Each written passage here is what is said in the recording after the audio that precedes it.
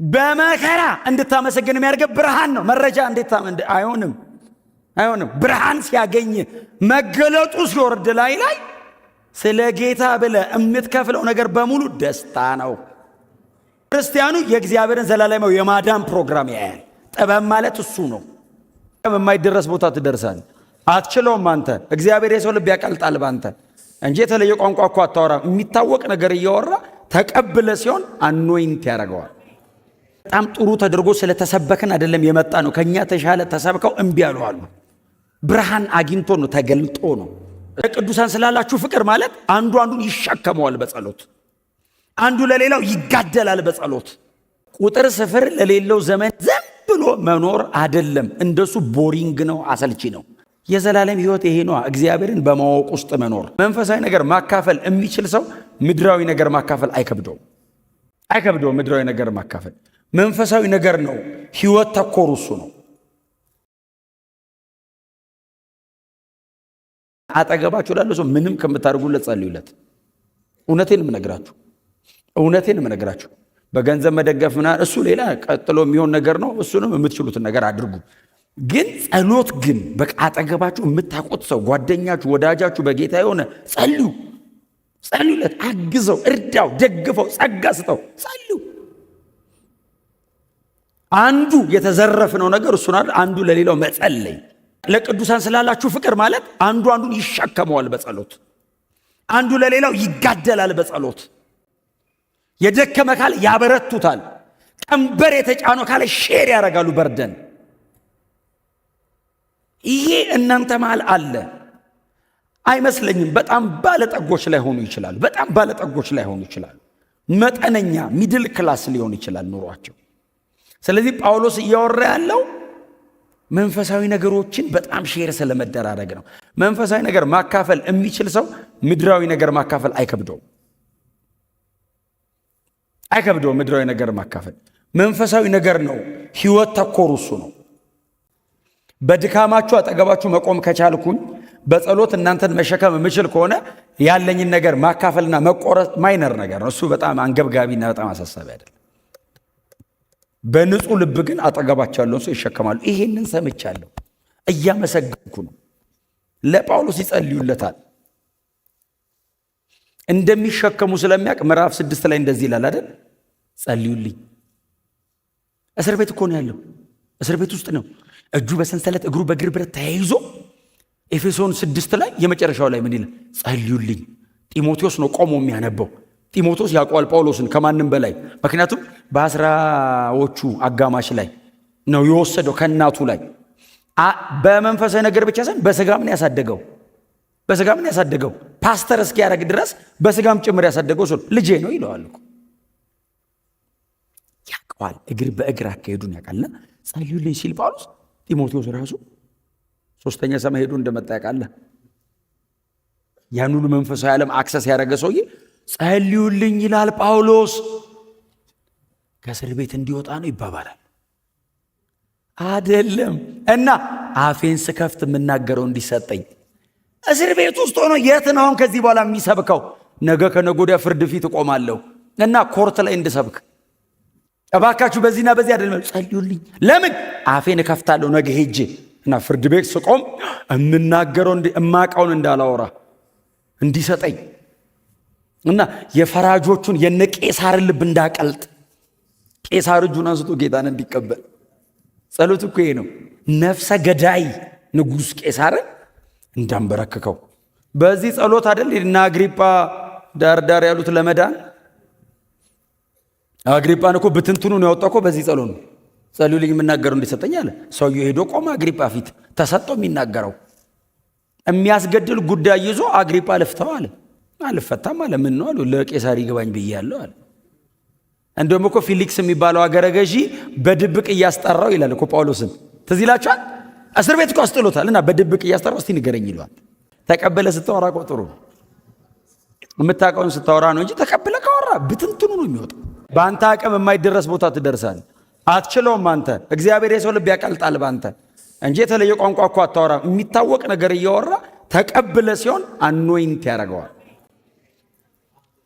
አኖይንት የተደረገ ነገር ነው የሚያወራው እንጂ አይ ቲንክ ጳውሎስ በጣም በጣም እሳት የላሰ አይነት አውሬ አይመስለኝም። ኦራተር አይደለም፣ ካሪዝማቲክ ነው። እና ሲያወራው ከዛ ጳውሎስም ይላል ስለ እግዚአብሔር ጽድቅና ፍርድ ሲያወራ ተመለስ ይላል። ደጉን አውራልኝ ይላል። ኢየሱስ ሞተ ምናምን ሄደ ይመጣል ብቻ በለኝ፣ ጽድቅና ፍርድ ካላመንክ ያው ሲኦል ትገባለህ ሲሉ ተመለስ ወሰዱት። እና ለነዚህ ሰዎች ለቅዱሳን ስላላችሁ ፍቅር ማለት ይሄ ነው። በቃ እኔንም እንደምትወዱኝ ገብቶኛል እና ተሸከሙኝ በጸሎት። የመጀመሪያ ጳውሎስ ጸሎት ይሄ ነው። የምስጋና ምክንያት እግዚአብሔር ያርጋችሁ።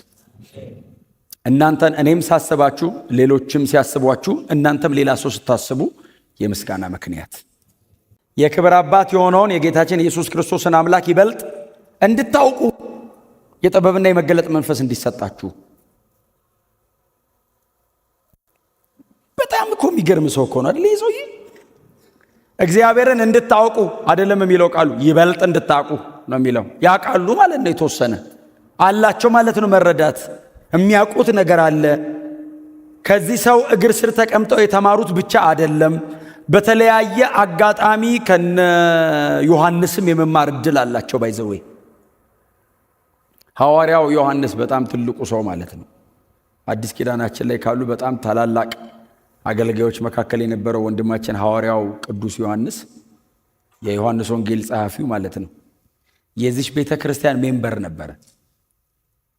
በእድሜው እንትን ላይ እዚህ ቸርች መጥቶ አባል ነበር። ጢሞቴዎስ ነበር ፓስተር የሚያደርገው ዮሐንስን። ጢሞቴዎስ እኮ ነፍሱ የተጨነቀው ለዛ ነው። ማንም ታናሽነትን እንዳይነቅ ያለው እኮ ዮሐንስን ቁጭ አድርጎ እንዴት ይስበክ? ምክንያቱም ጢሞቴዎስ ሲሰብክ ኢየሱስና ደቀ መዛሙርቱ ሲያልፍ ይላል። ዮሐንስ የስብከት ቀኑ ሲደርስ እኔና ኢየሱስ ስናልፍ ይላል። እንዴት አድርገህ ዮሐንስ ፊት ትቆማለህ? በጣም እኮ ከባድ ነው ሰውየው። ግን እኔ የጢሞቴዎስ አስተማሪነትና እረኝነት ሳይሆን የዮሐንስ እዛ ቸርች ሄዶ ሰሚት ማድረግ ይገርመኛል። ሰው በጣም ሲበስል ዝቅ ይላል አይደል? አብስሎ ዝቅ ያርገን። በእውነት ነው ብላችሁ አብስሎ ያጥፋን፣ አብስሎ ያደብዝዘን፣ በእውነት አብስሎ ይግደለን። ጨክኜባችሁ አይደለም፣ እያደግን ስንሄድ የምንሆነው። ክብር ለእግዚአብሔር ይሁን። እና እነ ዮሐንስ የማገልገል እድል አላቸው። እዚህ ቸርች ቆሞ ያስተምራሉ። ምናልባትም እነ ኬፋም በኋላ ላይ የመምጣት እድል አላቸው፣ መጥተው ያስተምራሉ። እንደነ አጵሎስ አይነት በጣም ነገር አዋቂ የተባሉ ታላላቅ አገልጋዮች መጥተው ያስተምራሉ።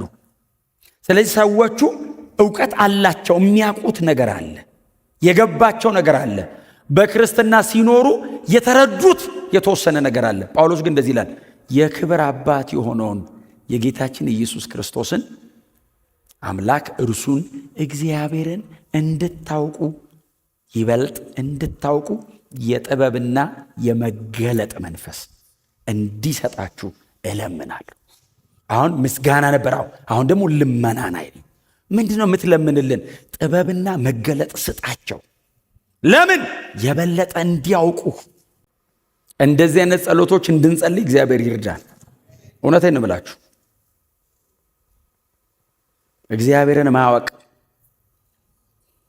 እንድታውቀው፣ እንድትገለጥ፣ እንዲረዱ። ዮሐንስ ወንጌል ምዕራፍ 17 ስታነቡ እውነተኛ አምላክ የሆንከውን አንተን የላከውንም ኢየሱስ ክርስቶስን ያውቁ ዘንድ ይህች የዘላለም ሕይወት ናት አለ። ጸሎት ነው። ኢየሱስ ቆሞ እየጸለየ የዘላለም ሕይወት አለ። እውነተኛ አምላክ የሆንከውን አንተን የላከውንም ኢየሱስ ክርስቶስን ማወቅ ነው። የዘላለም ሕይወት ራሱ አንተንና እኔን በማወቅ ውስጥ መኖር ነው አለ። ስለዚህ ጳውሎስ ሲጸልይ ምን አለ? አንተን የበለጠ እንዲያውቁ። የዘላለም ሕይወት እሱ ነው። የዘላለም ሕይወት ቁጥር ስፍር ለሌለው ዘመን ዝም ብሎ መኖር አይደለም። እንደሱ ቦሪንግ ነው፣ አሰልቺ ነው። ለምንድን ነው መሬት ላይ ስንኖር ፍንድቅ ሳቅ እያለን ደስ እያለን የምንኖረው? የዘላለም ሕይወት ይሄ ነው፣ እግዚአብሔርን በማወቅ ውስጥ መኖር። ክርስቲያን ስትሆኑ ጨርቅ አትቀይሩም። ክርስቲያን ስትሆኑ የሆነ ነገር አትሆኑም። እሱ አይደለም ልዩነታችን፣ እግዚአብሔርን በማወቅ መኖር ነው። ብርሃኑ እሱ ነው።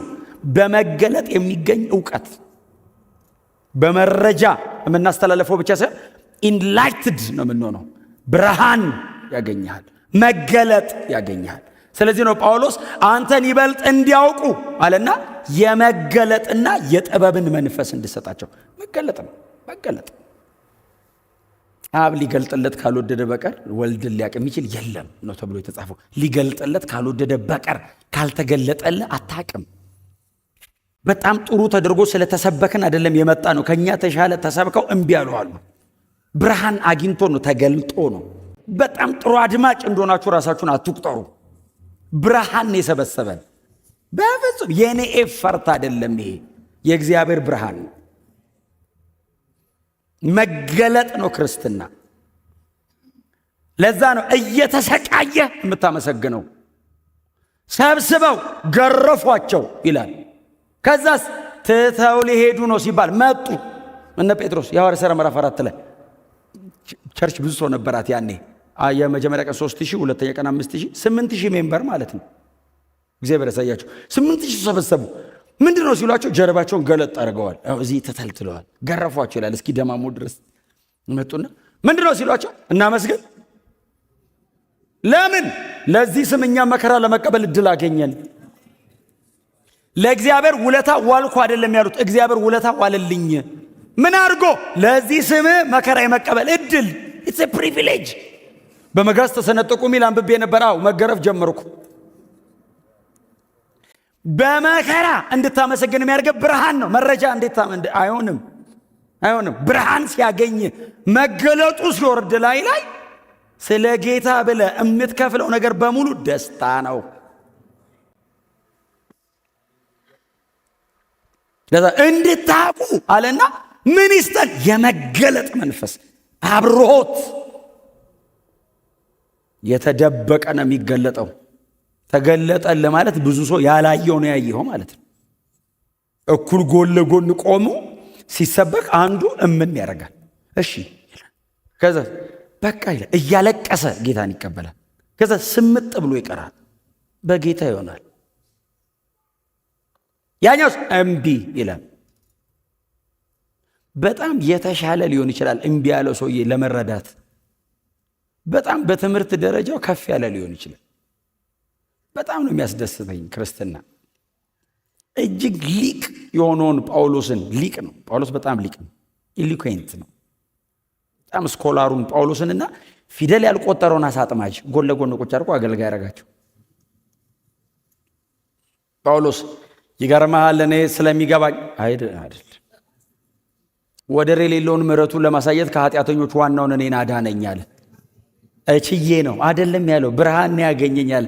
አየሁትን ቢልለው አልችልም አለ። ጴጥሮስስ እዛ በመገለጡ ተራራ ላይ አየሁት አለ። ሁለቱም አየን ያሉት።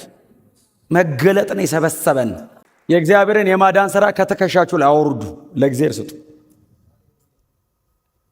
ስለዚህ ጳውሎስ አሁንም የምለምነው በመገለጥ ገብታችሁ በዛው እንድትቀጥሉ ነው የምለምነው። የበለጠ እንዲገለጥላችሁ የመገለጥንና የጥበብን መንፈስ።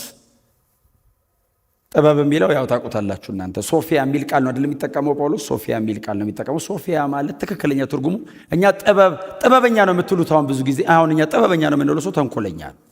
በጣም ተንኮለኛ ሰው። ትክክለኛ የጥበብ ትርጉም ትክክለኛ ትርጉሙ ከነገሮች በስተጀርባ የነገሮችን ምንጭ ማግኘት ማለት ነው። ትርጉሙ ሶርሱን ማግኘት ማለት። ለምሳሌ አሁን የተሰቀለ ክርስቶስ አለ። የተሰቀለውን ክርስቶስን ፊት ለፊቱ ላይ የተወሰነ ለምሳሌ አይሁዳዊ፣ ሮማዊ፣ ግሪካዊ፣ ክርስቲያን ብታቆሙ አይሁዳዊ ያየውና የተረገመ ነው ይለዋል። ይሄው ራሱኑ አንድ ሮማዊ ያየውና ወንበዴ ነው ይለዋል።